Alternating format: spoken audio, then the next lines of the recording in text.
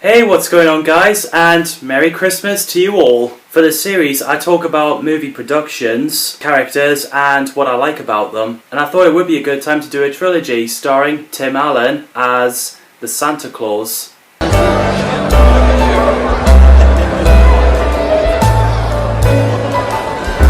Steve Rubik and Leo Buvinetti have written the script. In November 1992, Hollywood Pictures had acquired the script as a potential starring vehicle for Tim Allen was announced.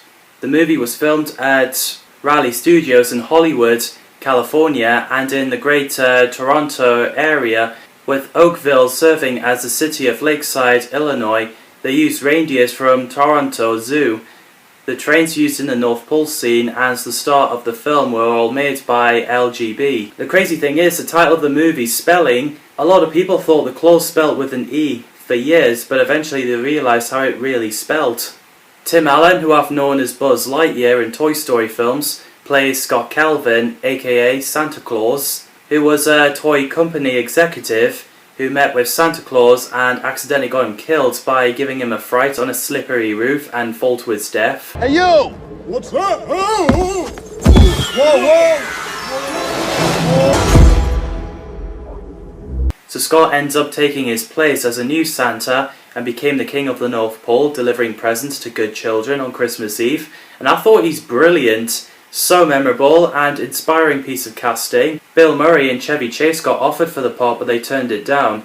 The other actors who were considered for the role are Tom Selleck, Robin Williams, Tom Hanks and Mel Gibson. Eric Lloyd plays Charlie Calvin, the son of Scott and Laura. He really gives off brilliant performance from the first movie as a little kid and later as he grows up. Wendy Crewson plays Laura Miller, the mother of Charlie, and she's the ex-wife of Scott. She does a great job playing a mum who's concerned over her son during crisis and does anything to protect him. Judge Reinhold plays Neil Miller, who works as a psychiatrist and married to Laura Miller and became Charlie's stepdad, who had to stop Charlie believing that his dad is Santa Claus. He does a great job as well. David Krumholtz plays Bernard, a head elf. I really love him, he's canny. He does what he does to get Scott to accept that he's Santa and getting things done. No, not Santa Claus the person, Santa Claus the clause. What? It's Santa's job, but Santa fell off the roof. Your roof. You read the card, you put on the suit that clearly falls under the Santa Claus, so now you're Santa, okay? Paige Tameda plays Judy, a 12,000-year-old elf who apparently makes a good hot chocolate. She's great as Judy, and I love the James Bond reference. Not too hot, extra chocolate, shaken, not stirred. Larry Bradenberg plays Nunzio, he's great too. Mary Gross plays Miss Daniels, a teacher who loves her job and doesn't like anyone using the word stupid, and elves. I really love that performance. Do you make the toys? No, stupid, the elves do. Bobby, we don't say stupid. Peter Boyle plays Mr. Whittle, the owner of the B&R toy company. He's great too. Peter later played Father Time in the sequels. Steve Luchesco plays Santa the 17th, who was the Santa until, as I've already mentioned, fell to his death from the roof and replaced by Scott. But of course the character in the Santa Claus's TV show is played by Jim O'Hare. It's a brilliant concept. Melissa King plays Sarah, who met Scott as Santa during her childhood. How come your clothes are so baggy? Because Santa is watching his saturated fats. Shut your eyes. Casey Wilson plays the adult version of the TV show, which is so cool. I like her chemistry with Scott.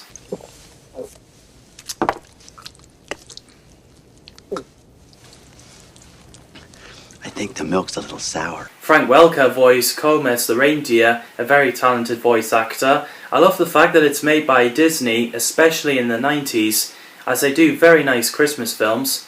The effects are so good for its time, and I really love the sets and the direction by John Pasquin, very inspiring. It's so nostalgia during the street where they played Carol of the Bells.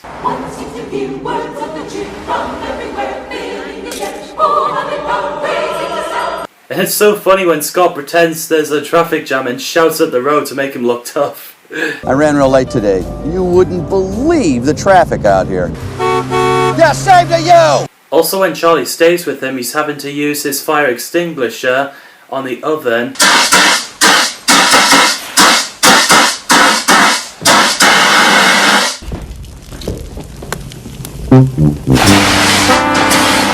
I love the fact that it kept playing I'm Dreaming of a White Christmas in different scenes.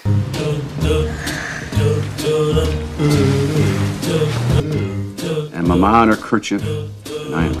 For a Christmas, you can certainly get away with it. I'm dreaming of a white Christmas. I'm dreaming of a white. When Santa disappeared from his suit, and Scott believing he's naked somewhere. No! He's naked somewhere. You can put on the suit like the card said. If it was true. He's naked somewhere. So long, suckers! Oh, it's freezing! So all of a sudden, for Scott, he's having to finish the job for Santa, and I can imagine that must be so exhausting, especially if you're doing every houses in the world. Okay, I'm okay. Look! We're flying! It's okay, I'm used to it. I lived through the 60s. And I love the bit where Charlie points out that Scott Calvin and Santa Claus have the same initials written on his pajamas. Santa Claus. Hey, same initials as your name, Dad. Scott Calvin. I don't even wear pajamas. Normally I sleep naked. Buck naked. Ah! Morning, Mr. McGloin. Or Catherine. Or maybe sometimes boxer shorts. Plus for a moment I thought he said, Normally I sleep naked. Buck naked. Ah! it's crazy how you can get away with it in the Universal rating movie. Thank you, Charlie. My dad is Santa Claus. Oh boy. So at the Parents' Day at School scene, you can actually see an elf in the background, which is why he isn't laughing, considering he knows that Charlie is telling the truth. Also, he's got pointy ears like the elves. It's pretty funny the way Scott holds the doll while talking to the head. The reason we're here is that this is far more serious than a boy believing or not believing in Santa Claus. I don't have time for this. Ridiculous. And also when Charlie takes the high ground and asking Neil the questions back. Have you ever seen a reindeer fly? Yes. Well, I haven't. Have you ever seen $1 million? When Scott grew a beard, I always thought that he looked a bit like Noel Edmonds. And Scott admitted that he's in trouble and saying, was pretty funny.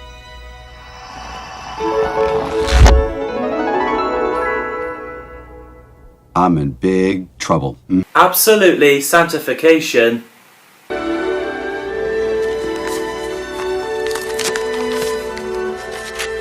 It's the list. And poor Scott, his life is changing. He can't shave. Woman rejected him. Veronica, very nice. In your dreams, Playboy. And worst of all, he got suspended from seeing Charlie. All of your visitation rights are suspended pending a hearing after the first of the year. So Charlie does his very best to get his dad realise who he is now and accepting it. The dance is so iconic with the, So after Scott gets arrested, we get a hilarious interrogation scene where he's not admitting his real name. I say name, you say Scott Calvin. Name? Chris Kringle. Name? Santa Claus. Père Noël. Babo Natali. Père's Nicole. Papa Gijo. Okay, Calvin. And luckily he's rescued by the police elves with attitude.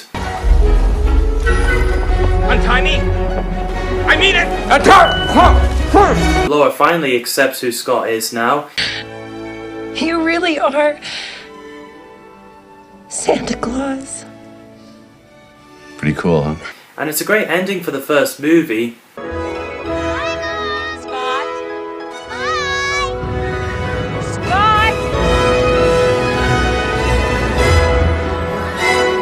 It's a brilliant film. Like I said, Disney really pulls off making Christmas films. They add magic to it, and there's always something magical about Disney and Christmas combined phenomenally well. The movie is enjoyable and a success, so of course the sequels happened. Coming up next is The Santa Claus 2.